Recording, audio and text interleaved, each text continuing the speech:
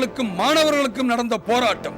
ஒரு அரசியல்வாதியோ ஒரு தீவிரவாதியோ மாணவனா இருந்திருக்கணும்னு அவசியம் இல்ல.